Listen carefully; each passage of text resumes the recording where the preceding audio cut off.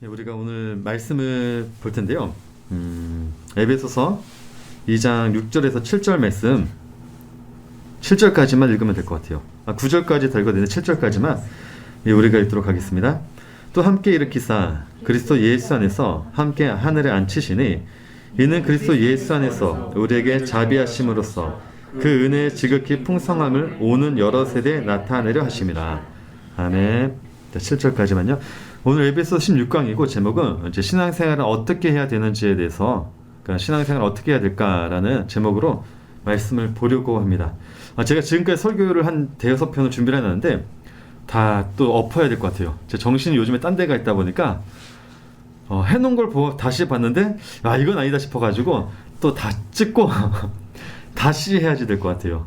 제가 몇 주 동안 설교에 중심 못 잡고 딴 데 갔다 보니까 죄송합니다. 그러던 중에 제가 왜 그런 생각을 했냐면 제가 예전에 바요나 시모나라는 이제 그 한 부분만 띄어서 유튜브에 올린 적이 있었어요. 근데 어떤 분이 이제 댓글을 달았더라고요. 근데 이제 그 댓글을 신고를 했어요. 그분이. 왜 그러냐면 이제 그분이 이제 댓글 중에 그런 댓글을 남겼더라고요. 제대로 공부를 하고 올리세요. 라는 이렇게. 그래서 제가 이제 댓글을 달았죠. 어떤 부분이 이제 잘못됐는지 알려주시면 제가 설명해 드리겠다고. 그러면서 이제 대신 주석책이나 그런 데에서 이제 들은 걸 가지고 말씀 안 해주셨으면 좋겠습니다라고 제가 댓글을 달았어요. 그랬더니 이제 다시 댓글을 또 달으셨더라고요. 이제 바요나라는 게 이분이 뭐 아람어도 뭐 하는지 아는지 모르겠지만은 이제 바요나라는 게 원래는 이제 바라는 게 아람어거든요. 바라는 자체가 아람어로 속해 있어요. 그래서 이 바라는 게 아람어로 이제 보통 붙어 있거든요. 붙었어요. 그러니까 누구누구의 아들 할 때는 항상 붙여요. 근데 이 사람은 이제 아들이라면 이게 띄었어야 된다. 띄었어야 되면 이제 제 해석이 맞지만 이게 붙여 있기 때문에 그렇게 해석하면 안 된다. 그러면서 이제 마태복음에 이게 바요나 시모나 이를 알게 하는 이는 뭐 혈육에 이 말씀 마태복음에만 있거든요. 그 이유가 뭐냐면 이제 마태복음은 유대인들을 대상으로 이제 기록이 되었기 때문에 그 사람이 이제 주장하는 게 그거예요. 이게 뭐 주석책이나 일반 이제 책에서도 나오는 거지만은 주장하는 게 뭐냐면 마태복음이 유대인들 대상으로 썼기 때문에 예수님이 이제 바요나라고 지칭한 것은 베드로를 이제 열심당으로 이해를 한 거죠. 그 당시에 베드로는 열심당이었을 거라고 추측을 해요. 예수님은 제세례파라고 추측을 해요. 세례 요한도 이제 세례파라고 추측을 해요. 그 당시에. 그렇게 이제 해석을 하거든요. 그럼 마찬가지로 베드로 역시 열심당이었기 때문에 그 당시에 이제 열심당을 지칭하는 게 바요나라고 이제 이야기를 해요. 그 당시에. 그러니까 열심당 그 중에서 이제 베드로를 이제 은어로 불렀던 게 바요나다라고 주장하더라고요. 제가 그랬죠. 예상한 답변이었기는 했지만은 왜냐면 이제 그렇게 해석을 하는 책들이 많기 때문에 그래서 제가 이제 설명했어요. 아람어로 반은 띄어 쓰는 게 아니라 특징적인 할 때 붙여 쓰는 거고 그 다음에 예수님이 얘기했을 때 시몬, 게바, 베드로의 뜻을 알게 되면 이 구절을 이해할 수가 있다 라고 해서 제가 남겼어요. 그때 갑자기 그 다음날 댓글을 신고를 해가지고 없어졌더라고요. 그거 보면서 제가 지금 한 설교를 다시 봤더니 이렇게 하면 안 되겠다 해가지고 다 버리고 다시 해야지 될 것 같아요. 자, 아무튼 중요한 건 우리가 말씀을 볼 때는 어떠한 부분만, 그러니까 저 같은 경우는 보통 이제 요즘 나와 있는 주석책은 다 이해를 해요. 다 보고 그 책들도 다 보고 하는데 중요한 건 우리가 무엇을 봐야 되는 것이 아니라 흐름을 이해를 해야 되는 거죠. 흐름. 하나님의 말씀, 그러니까 성경이 기록된 그 흐름. 어떤 흐름으로 되었는지 그 흐름만 잡고 있으면 되는 거니까. 자, 우리가 오늘 말씀 볼 때 제목을 제가 신앙생활을 어떻게 해야 됩니까? 라는 이제 제목을 잡았는데 자, 우리가 보통 신앙생활은 어떻게 해야 된다고 생각하죠? 우리 주변 사람들은 그러잖아요. 신앙생활을 잘해야 된다. 신앙생활을 열심히 해야 된다. 라고 했을 때 이 신앙생활은 게 뭐라는 거죠? 신앙생활. 우리가 보통 가지고 있는 가치관이 뭐냐면 신앙생활은 우리가 하늘로 올라가야 되는 것을 신앙생활이라고 해요. 내가 이 땅에서 열심히 해서 하늘로 올라가는, 즉 성화와도 같은 개념으로 생각하죠. 신앙생활을 우리가 잘 못하면 우리는 이제 하나님이 계신 그 천국이라는 곳에 이르지 못한다라고 그런 개념을 가지고 있어요. 그래서 우리는 이 땅에서 열심히 신앙생활을 해야 된다라고 인지를 한단 말이죠. 그래서 신앙생활을 잘 하지 못하고 있는 사람들을 바라보면 뭐라 그러냐면 신앙생활 잘하라 그래요. 열심히 하라 그래요. 그런데 성경에서 가르치는 신앙생활은요, 이 땅에서 하늘로 올라가야 되는 개념으로 가르치지 않아요. 우리가 이 땅에서 열심히 해서 하늘로 올라가서 얻게 되는 그 과정들을 신앙생활하지 않고 신앙생활이라고 하지 않고 하늘에 있는 것을 이 땅에 나타내는 것을 가리켜 신앙생활이라고 해요. 그래서 바울이 우리의 자리는 어디다라고 얘기를 하죠. 오늘 본문의 말씀 보니까 6절 말씀 보니까 하늘에 있다라고 하죠. 우리의 자리는 어디 있다? 하늘에 있다. 하나님이 우리를 하늘에 앉히셨다라고 하죠. 그리고 빌립보서에 보니까 바울이 어떤 얘기를 해요? 우리의 시민권은 어디 있다? 하늘에 있는지라. 그리고 빌립보서 1장 13절 말씀 보니까 어떤 얘기를 하냐면 내가 하늘에 있는 것을 이 땅에 와서 뭐 했다? 모든 사람에게 나타냈다라고 하죠. 자, 하늘에 있는 것, 그러니까 신앙생활은 하늘에 앉은 자들이 이 땅에 살고 있는 자들에게 무엇인가를 나타내 보이는 것을 신앙생활이라고 하는 거예요. 자, 그러면 하늘에 앉는 자들이 이 땅에 하늘에 있는 것을 나타낸다고 했을 때 이 하늘이라는 게 뭐죠? 하늘? 하늘이 뭐라 그랬죠? 히브리어로? 하샤마임이라고 한다 했죠. 하샤마임. 그 뜻이 뭐라 그랬죠? 거기에 물이 있다.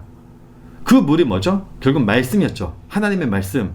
자, 그러니까 신앙생활은 뭐냐면 하나님의 말씀을 담은 자들이 이 땅에 하나님의 말씀을 이렇게 나타내 보이는 것을 가리켜 신앙생활이라고 하는 거예요. 맞나요? 맞나요? 아닌가요? 그러니까 성도님들 생각하실 때는 신앙생활이 이게 맞는 것 같아요. 다시 보통 우리가 신앙생활을 어떻게 생각하냐면 땅에서 하늘로 가야 되는 거, 이 땅에서 열심히 기도하고 말씀 읽고 하나님을 믿고 하나님 붙잡고 그렇게 우리가 나아가면서 결국은 하늘로 가야 되는 곳. 그렇죠? 이건 아니죠. 자, 두 번째, 하늘에 있는 우리가 이제 예수님의 예수 그리스도의 은혜로 하늘에 앉은 자가 되었어요. 자, 그렇지만 우리는 지금 이 땅에 있잖아요. 그러니까 하늘에 우리가 앉았지만 이 땅에 있기 때문에 하늘에 있는 그 말씀을 이 땅에 있는 사람들에게 나타내 보이는 것을 신앙생활이라고 한다. 그게 맞는 것 같죠? 그렇죠? 맞는 것 같죠? 근데 아니죠. 그것도 아니죠. 그것도 아니죠. 신앙생활은 왜냐면 내가 하는 게 아니라니까요. 그러니까 우리 개념을 잘 잡으라는 게 신앙생활은 내가 하는 게 아니에요. 신앙생활은 누가 하는 거죠? 하나님이 하시는 거예요. 하나님이 나에게 하는 거 신앙생활이라고요. 나에게 하는 거. 그래서 바울이 자 빌립보서 1장 13절에서도 말했듯이 나타냈다고요. 나타냈다고. 모든 사람에게 나타냈다고 해요. 근데 무엇이? 나의 매임이 하나님이 바울을 메어버렸단 말이죠. 그것으로 인해서 나타난 게 뭐죠? 하나님이 나타났다는 거죠. 오늘 본문 말씀 다시 보게 되면 7절 말씀 볼게요. 7절에서도 동일한 얘기를 해요. 이는 그리스도 예수 안에서 우리에게 자비하심으로써 그 은혜의 즐기 풍성함을 오는 여러 세대에 뭐 하려 하심이라? 나타내려 하심이라. 여기서 나타내다라는 단어가 헬라어로 엔데크님이라고요. 엔데크님이는 보여서 증명하다는 거예요. 사람들에게 이게 보여줘서 증명하는 것. 누가? 하나님이. 그러니까 신앙생활은 내가 하는 것이 아니라 하나님이 나에게 해서 나타나는 게 신앙생활이라는 거예요. 그게 신앙생활. 내가 말씀을 막 나타내는 게 아니라 하나님 말씀 나타내려고 내가 열심히 이 땅에 사는 것이 아니라 나는 이 땅에서 죄인으로 살아요. 그냥 뭐 하려고 해도 안 되고 안 하려고 해도 안 되고 그냥 죄인으로 사는데 하나님이 나에게 신앙생활을 하시니까 하나님이 나타난다는 거예요. 근데 우리가 내 자신을 보면 어떻죠? 죄만 보이죠. 죄만. 분명히 우리는 자리는 하늘에 있다는 걸 우리가 알아요. 하나님의 말씀이 되었다는 것도 알아요. 예수 그리스도도 알아요. 하나님의 은혜가 어떤 은혜인지도 우리는 알아요. 경험을 했고 다 했잖아요. 근데 내 자신을 보면 어떠냐면 하나님이 나타나고 있다는 게 보이지가 않아요. 안 보이잖아요. 그래서 솔로몬이 연구했대요. 솔로몬이 그래서 연구를 했대요. 왜냐하면 처음에는 자신을 통해 하나님이 나타나고 있는 것 같아요. 솔로몬이 무엇을 했죠? 우리가 일명 말하는 1000번제도 드리고 5000번제 드렸다고 하나요? 그 뒤에 봤더니 엄청나게 하나님께 제사를 하는 게 붙들면서 살았어요. 살다 보니까 하나님이 무엇을 줘요? 지혜를 주잖아요. 솔로몬이. 야, 내가 너에게 무엇을 줄까? 솔로몬이 저에게 지혜를 주세요. 지혜가 뭐였죠? 레브쇼마이. 듣는 마음을 주세요. 저한테. 하나님의 말씀을 듣는 마음을 저한테 주세요. 그게 지혜라고 해요. 그러니까 지혜란 건 뭐냐면 하나님의 말씀을 들을 수 있는 것을 가르쳐 지혜라고 해요. 레브쇼메야. 자, 그렇게 솔로몬이 하나님의 말씀을 듣는 자가 되었어요. 하나님의 말씀을 들으면서 솔로몬이 한 게 무엇이었죠? 성전을 지었죠. 성전. 구약에 보니까 성막을 지을 때 누가 성막을 지었죠? 어떤 사람들이 성막을 지었죠? 지혜를 가진 자만이 성막을 지었어요. 그래서 하나님이 성막을 지을 때 사람들에게 무엇을 줬다고 하죠? 지혜를 줬다고요. 지혜를 가졌던 사람들이 성막에 쓰이는 모든 금과 은을 내놓기 시작하면서 성막을 짓기 시작해요. 솔로몬도 마찬가지로 지혜를 갖자마자 하나님의 성전을 짓기 시작합니다. 성전을 지으면서 솔로몬이 굉장히 기뻐해요. 왜 기뻐합니까? 하나님의 자기를 통해 자기 자신을 나타내 보였잖아요. 굉장히 좋았어요. 근데 그렇게 하나님의 성전을 짓고 살아가다 보니까 점차 어떻게 돼요? 하나님이 나와 함께 있다는 것을 느끼지 못하는 거예요. 신앙생활할 때 우리가 그래요. 처음에는 하나님과 나는 하나인 것처럼 같아요. 내가 기도만 하면 하나님이 다 들어주시죠. 찬양만, 은혜의 찬양만 들어도 눈물이 나고, 처음에 그러지 않으셨나요? 처음. 저는 어렸을 때 하나님께서 제 병을 고쳐주고 나서부터 제가 초등학교 5학년인가 6학년 때 혼자서 예배를 드렸어요. 그 어린 나이에 다락방에 올라가가지고 매일매일 혼자 말씀 읽고 기도 혼자 예배 드렸어요. 혼자 그 어린 나이에. 너무나도 기쁘니까. 그러니까 하나님과 내가 함께 있는 그 임마누엘 삶이 뭔지를 아니까 그 당시엔 너무나도 좋은 거예요. 맨날 교회에서 살고 교회 아니면 가지도 않고 세상은 쳐다보지도 않고 그렇게 살았어요. 처음에 그러잖아요. 처음에는. 근데 시간이 가다 보니까 어떻게요? 하나님이 살아 계신 건지. 그렇죠. 이제는 찬양을 들어도 그렇게 눈물도 안 나고 기도를 왜 해야 되나 싶기도 하고 말씀 읽는 것도 끊기도 하고 가다 보니까 하나님과 나의 삶에 괴리감이 발생하기 시작해요. 세상의 맛이 보이기 시작하고 세상이라는 곳이 어떤 곳인지도 우리가 알게 되면서 점차 하나님이 계시지 않다 보니까 솔로몬도 괴리감을 느껴서 연구를 했대요. 연구한 결과 뭐라 그러죠? 솔로몬이? 나만 힘들더라는 거예요. 나만. 하나님이 자신을 통해 자기 자신을 나타내고 있다는 것을 내가 연구를 했는데 연구한 결과 나만 힘들더라는 거예요. 나만. 왜냐면 세상 속에서 하나님이 자기 자신을 나타내시는 일을 찾아볼래야 찾아볼 수가 없었기 때문에. 그래서 쓴 게 전도서잖아요. 그래서 쓴 게.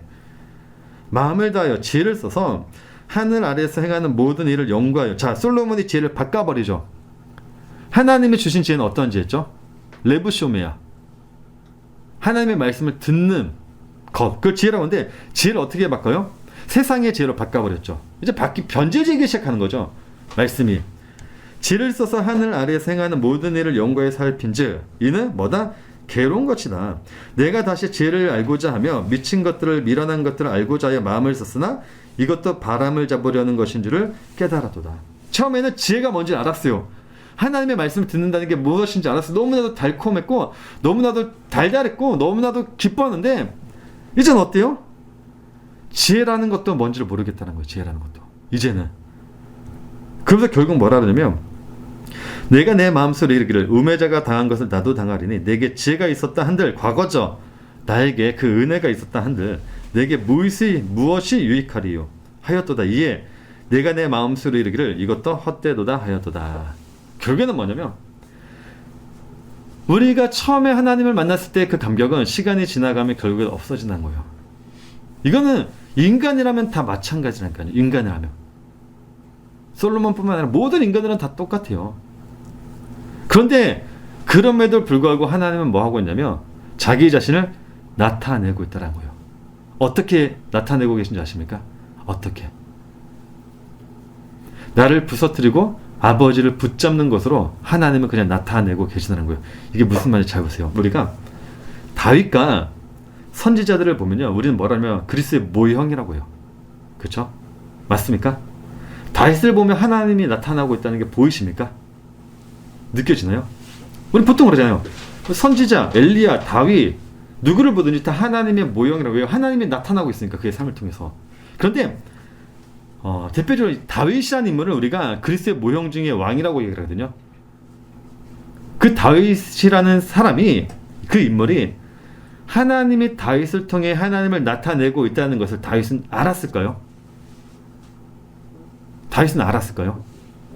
그리스도의 모형이라고 하는 다윗의 자손이라고 하는 그 다윗이 하나님이 다윗을 통해 자기 자신을 나타내고 있다는 것을 다윗은 그의 삶 가운데 그것을 알고 있었을까요? 전혀 몰랐어요. 전혀. 이건요, 다윗이 기록한 시를 보면 알고 있어요. 시편만 봐도 우리가 알 수 있습니다. 다윗이 하나님 분명히 다윗을 통해 자기 자신을 나타내고 있어요. 그래서 하나님이 다윗을 어디로 보냈죠? 광야로 보냈습니다. 광야 속에서 다윗은 그냥 힘들게 살아갔어요. 하나님이 자기 자신을 통해서 자신을 나타내고 있다는 걸 알지 못한 상태에서 살아가고 있다 보니까 하나님께 기도를 해요. 어떻게 기도하냐면 처음에는 요나와 똑같아요. 자기의 종교심을 내놓는 기도를 해요. 하나님이 이렇게 해주시면 저 이렇게 할게요. 하나님의 은혜는 정말 놀랍군요. 그래서 자기의 종교심으로 기도해요. 내가 가지고 있는 그 종교심. 근데 그게 안 돼요. 요나처럼 그게 안 돼요. 그러니까 어떻게 하는지 아십니까? 하나님께 애원을 해요. 하나님, 제발 좀 여기서 좀 꺼내주세요. 그런데도 그 광야 생활, 그 힘들고 힘든 광야 생활에서 변한 게 하나도 없자 다윗이 어떻게 한지 아십니까? 이제는 자기의 이 상황을 처한 사람을 저주하기 시작해요. 자, 시편 25편 한번 말씀 볼게요. 내 마음에 근심이 많사오니 나를 고난에서 끌어내소서. 나의 공고와 환난을 보시고 내 모든 죄를 사하소서. 내 원수를 보소서. 그들의 수가 많고 나를 심히 미워하나이다. 내 영혼을 지켜 나를 구원하소서. 내가 주께 피하오니 수치를 당하지 않게 하소서. 굉장히 멋있어요. 그쵸? 내가 주를 바라오니 성실과 정직으로 나를 보호하소서. 하나님이여 이스라엘을 그 모든 환난에서 어떤 글을 읽어보니까 굉장히 고상하죠. 보통 교회에서 장로님들 대표 기도하시면 어떻게 기도하셔? 천지의 주지이시고 만물을 창조하시고 굉장히 자신이 만약 진짜 거룩한 척 그런 기도 다윗도 똑같다니까요. 기도 지금 내용을 보면 알지만은 굉장히 고상하고 굉장히 멋들어지는 기도를 해요. 근데 그게 안 되지 어떻게 하는지 아십니까? 이제 자신이 처한 이 상황을요 하나님의 징계로 여기면서 기도를 해요. 그게 안 되자. 요나랑 똑같다니까요. 자, 시편 38편 말씀 볼게요. 여호와여 주의 노하심으로 나를 책망하지 마시고 주의 분노하심으로 나를 징계하지 마소서. 주의 화살이 나를 찌르고 주의 손이 나를 심히 누르시나이다. 주의 진노로 말미암아 내 살에 성한 곳이 없사오며 나의 죄로 말미암아 내 뼈에 평안함이 없나이다. 내 죄악이 내 머리에 넘쳐서 무거운 짐 같으니 내가 감당할 수 없나이다. 내 상처가 썩어 악취가 나오니 내가 우매한 까닭이로소이다. 내가 아프고 심히 구부러졌으며 종일토록 슬픔 중에 다니나이다. 내 허리에 열기가 가득하고 내 살에 성한 곳이 없나이다. 내가 피곤하고 심히 상하였음에 마음이 불안하여 심는 하나이다. 내가 넘어지게 되었고 나의 근심이 항상 내 앞에 있사오니 내 죄를 아뢰고 내 죄를 슬퍼하매이다. 여호와여 나를 버리지 마소서. 나의 하나님이여 나를 멀리하지 마소서. 속히 나를 도우소서. 주 나의 구원이시여라고 하면서 자기 자신에 대해서 이제 깨닫기 시작하죠. 맨 처음에 정말 형용할 수 없는 이 거룩한 말, 세상의 온갖 거룩한 말들을 다 가지고 와서 하나님께 기도하다가 그게 안 되자 이제는 하나님 이게 징계인가요? 제 죄 때문인가요? 제가 하나님께 어떤 죄를 지었기 때문에 제가 이 상황에 놓였나요? 그래서 자기의 죄를 탓하면서 하나님께 제발 저 좀 구원해 주세요 라고 기도를 해요. 그런데도 불구하고 그게 안 돼요. 그 상황에서 안 놓여요. 그러자 다윗이 어떤 기도를 하시지 아십니까? 이제는 너무나 이제 밑바닥까지 간 거죠. 자기 삶에 밑바닥까지 가니까 어떻게 하냐면 자기를 이 상황에 놓인 그 사람들 저주하기 시작해요. 하나님 쟤들 좀 저주해 주세요. 쟤들 때문에 제가 이 상황에 놓였으니까 저 사람들 제발 좀 하나님 저주 좀 해주세요 라고 기도를 해요. 자, 시편 109편 1절에 31절 말씀인데 좀 간단하게 몇 절만 이렇게 한번 15절까지만 읽어볼게요. 내가 찬양하는 하나님이여 잠잠하지 마소서. 그들의 악한 입과 거짓된 입을 열어 나를 치며 속이는 혀로 내게 말하며 또 미워하는 말로 나를 두르고 까닭 없이 나를 공격하였음이니이다. 나는 사랑하나 그들은 도리어 나를 대적하니 나는 기도할 뿐이라. 악인이 그를 다스리게 하시며 사탄이 그의 오른쪽에 서게 하소서. 굉장히 무서운 말 하죠. 저주하죠. 그가 심판을 받을 때 죄인이 되어 나오게 하시며 그의 기도가 죄로 변하게 하시며 그의 연수를 짧게 하시며 그의 직분을 타인이 빼앗게 하시며 그의 자녀는 고아가 되고 그의 아내는 과부가 되며 그의 자녀들은 유리하며 구걸하고 그들의 황폐한 집을 떠나 빌어먹게 하소서. 고리대금하는 자가 그의 소유를 다 빼앗게 하시며 겁나 무섭잖아요. 그가 수고한 것을 낯선 사람이 탈취하게 하시며 그에게 인애를 베풀 자가 없게 하시며 그의 고아에게 은혜를 베풀 자도 없게 하시며 그의 자손이 끊어지게 하시며 후대에 그들의 이름이 지워지게 하소서. 여호와는 그의 조상들의 죄악을 기억하시며 그의 어머니의 죄를 지워버리지 마시고 그 죄악을 항상 여호와 앞에 있게 하사 그들의 기억을 땅에서 끊으소서라고 하면서 그 뒤에도 동일해요. 굉장히 저주를 해요. 최고죠, 최고의 욕이죠. 진짜. 얼마나 무섭죠. 고리대금업자가 그의 소유를 다 빼앗게 해달래요. 진짜 다윗이라는 인물이 보이십니까? 욕쟁이네. 예, 다윗은 분명히 하나님, 우리는 다윗 생각하면 다윗을 통해 분명 하나 그리스도의 모형, 그림자라고 얘기를 하는데 다윗은 그 삶을 못 느꼈다니까요. 하나님이 자기를 통해 하나님을 나타내고 있다는 그 삶을 다윗은 몰랐어요. 그 광야 생활을 우리는 예수 그리스도의 모형이라고 한단 말이에요. 근데 다윗의 모형을 통해 누가 드러나고 있어요? 예수 그리스도가 우리는 드러났다고 하잖아요. 근데 그 속에 살아가고 있는 다윗은 어떠냐면 우리랑 똑같아요. 거룩한 기로. 그게 안 되자? 제 죄 때문입니까? 제 죄 좀 용서해 주고 구원해 주세요. 그것도 안 되자? 이제는 온갖 저주의 말을 다 퍼붓기 시작해요. 그 인간의 죄성이라는 거, 인간의 죄성. 요나도 마찬가지였잖아요. 요나도 처음에는 거룩한 말로 주님 막 어쩌고저쩌고 막 온갖 형용할 수 없는 아름다운 말도 다 붙여놓고 결국엔 또 뭐라면 제 죄 때문입니까? 그것도 안 되자? 뭐라 그래요? 이제는 하나님과의 약속을 자기가 이미 해버리죠. 그냥 이미 자기는 낫다라고 이제 거짓 선언을 해버리죠. 이게 인간이라니까요. 그런데 하나님은 그 삶을 통해 뭐하고 있냐면 하나님을 나타내고 계신다는 거예요. 그 삶을 통해서 무엇을요? 그리스도인들이, 하나님의 자녀들이 아버지를 붙잡고 산 그것으로 그냥 아버지를 붙잡고 사는 거고. 예수님을 봐보세요. 예수님이 왜 늘 기도하고 늘 어떠한 삶 가운데서 아버지에 대해서 이야기한 줄 아십니까? 그건 예수님이 아버지를 붙잡고 사는 그냥 그 삶이 하나님을 나타내고 있는 삶이기 때문에 예수님이 그렇게 그냥 기도했고 뭐 아버지를 생각하고 아버지의 말씀만 했다는 그 말씀이 있는 거예요. 그러니까 우리가 아버지의 열심을 내가 부서지고 그로 인해 아버지를 붙잡고 사는 게 그냥 하나님이 자기 자신을 나타내고 있는 삶인 거예요. 그냥 그 자체가. 그냥 그 자체가. 다른 게 아니라니까요. 우리가 예수 그리스도의 삶을 나타내 볼 수가 없어요. 우리가 어떻게 나타내 볼 수 있습니까? 우리는 하나님을 나타낼 수 없는 자라니까요. 신앙생활은 그렇게 하는 것이 아니라 하나님이 그냥 나에게 하시는 거예요. 나에게 하시니까 우리가 뭐 해요? 내 자신이 부서지는 거냐. 내가 온갖 가지고 있던 그 종교심을 내놨다가 그것도 안 되면 그냥 내 책임인가? 내 죄 때문인가? 죄에 대해 고백했다가 그것도 해결 안 되면 내 속에 있는 온갖 죄악들을 다 하나님께 부르짖는 거죠. 그냥 내놓는 거죠. 근데 그 자체가 하나님은 뭐하고 하냐면 너가 나를 붙잡고 있구나. 너가 나를 잊어버리지 않았구나. 그 삶이 사람들이 볼 때는 어리석은 거고 그렇잖아요. 보통 세상 사람은 어떻습니까? 어떤 악한 상황에 놓이게 되면 어떤 사람은 자살하기도 하고 어떤 사람은 그 상황을 이기기 위해서 세상을 더욱더 붙잡고 있는 사람도 있어요. 희망의 글을 보며 어떻게든지 세상에 자기의 힘으로 살아나려고 하는데 우리는 어떻죠? 힘들면 힘들수록 우리는 뭐 해요? 아, 나 모르겠어요. 그냥 아버지만 붙잡죠. 그냥 눈물 흘리다가도 웃다가도 혼자 뭐 생쇼 다 했다가도 세상 사람 눈에는 그래서 그 모습이 어리석고 그래서 그 모습이 세상 사람들은 미련해 보이는 거예요. 그게 우리가 무슨 전도를 할 수가 있고 우리가 어떻게 복음을 전할 수가 있습니까? 내 입으로. 내가 그렇게 살지도 못하는데. 근데 하나님은 그것을 통해서 자기 자신을 나타내보고 있다는 거예요. 그게 내가 보여주는 내 삶이라는 거예요. 그 은혜를 알면 알수록 우리 어떻게 됩니까? 그 은혜를 알기 때문에 우리는 더 이상 이제 세상과 같이 할 수 없다는 걸 알게 되죠. 그렇게 내 삶을 통해 아버지가 함께 하시는 우리는 깨닫지 못하지만은 그 은혜를 알기 때문에 아버지를 붙잡고 있으니까 우리는 세상을 더 멀리 할 수밖에 없어요. 세상을 더 붙잡을 수밖에 없다는 거 우리는 알죠. 세상은 못 붙잡죠. 그래서 바울이 에베소서 2장 2절 3절에서 이런 얘기를 하죠.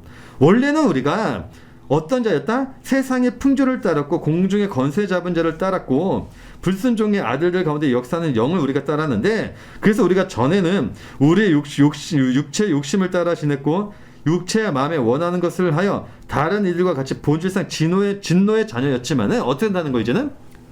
아버지만을 붙잡는 자라는 거죠. 아버지만을. 그래서 바울이 그 이야기를 하잖아요.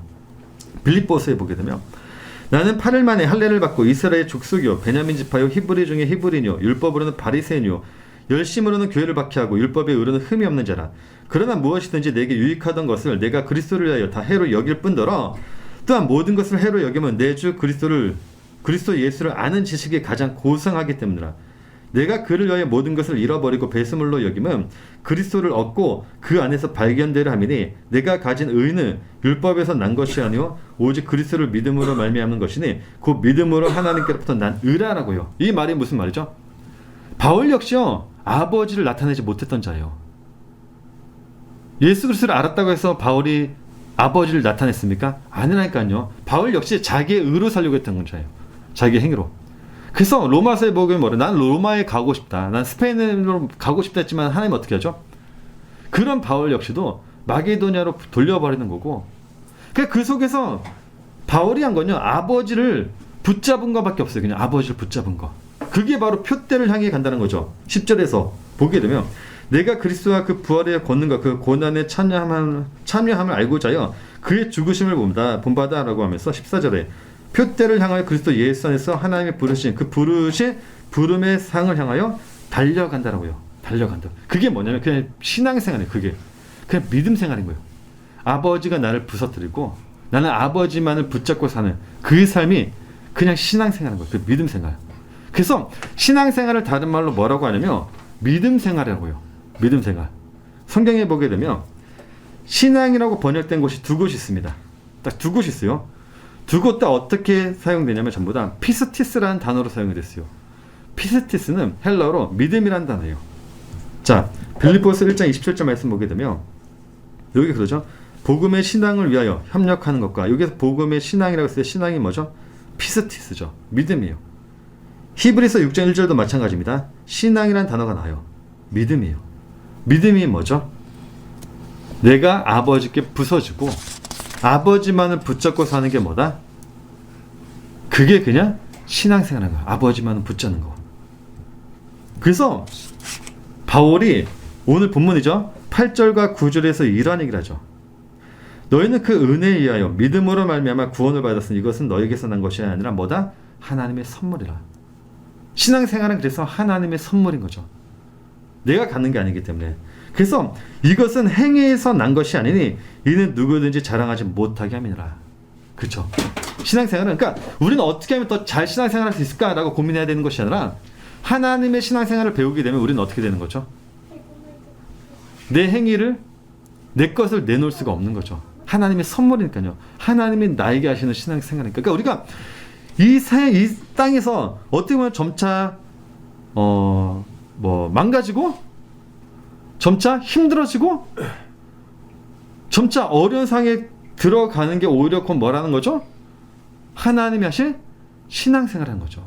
그게 다른 것이 아니라 그 신앙생활이 우리가 이 삶에 늘 붙잡고 가지고 살자고요. 아버지만을 붙잡고 그렇게.